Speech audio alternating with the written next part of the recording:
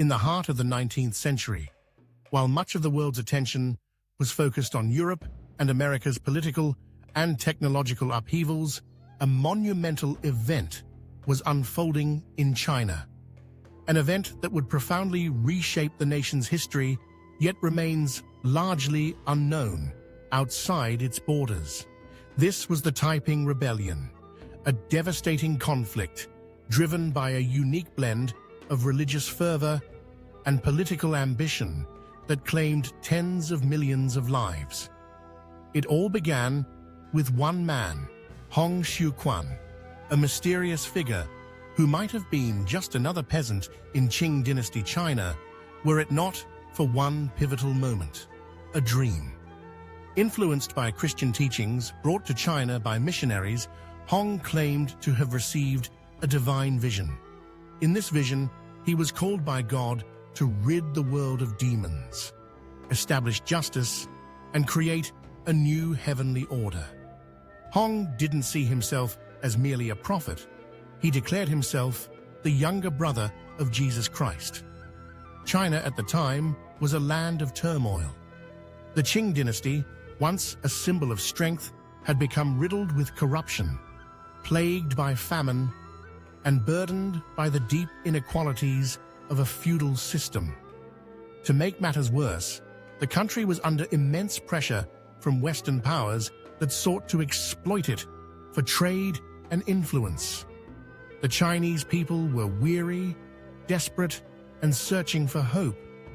And Hong Xiuquan, with his promises of equality, justice, and a divine utopia, became a beacon for millions. The Taiping movement was not just a rebellion. It was a vision of societal transformation. Hong preached radical ideas for his time: the equality of men and women, the abolition of private property, and the rejection of traditional Confucian practices like ancestor worship. His followers sought to overturn not only the Qing government, but the entire cultural and religious foundation of China itself. In 1851, Hong declared the establishment of the heavenly kingdom of great peace. Taiping Tiangu and his movement began to gain momentum. What started as a group of destitute peasants soon evolved into a formidable military force. United by religious zeal and strict discipline, the Taiping armies swept across southern China, capturing vast territories. By 1853, they seized Nanjing and made it their capital.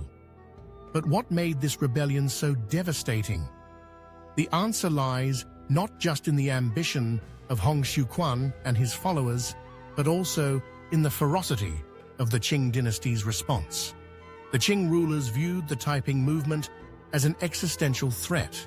The fighting was brutal, with atrocities committed on both sides, and civilians often bore the brunt of the conflict. Initially, Western powers, intrigued by the Taiping's Christian-inspired ideology, expressed mild interest in the movement. However, they eventually sided with the Qing, fearing that the Taiping's radical vision would destabilize their lucrative trade interests in China.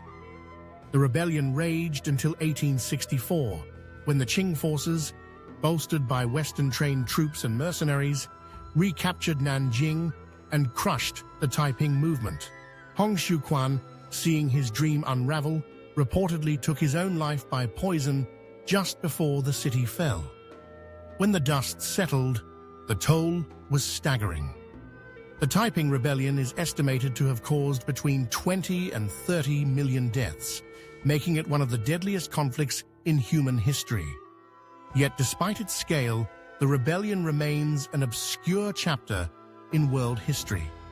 What lessons can we draw from this story? The Taiping Rebellion was more than just a war. It was a clash of ideals, a battle between tradition and transformation, between despair and hope. It serves as a powerful reminder of how ideas, when intertwined with faith and the aspirations of the masses, can reshape the course of history.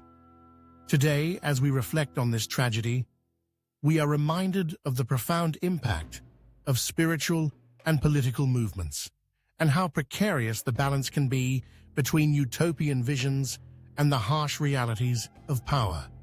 Thank you for watching, and until next time.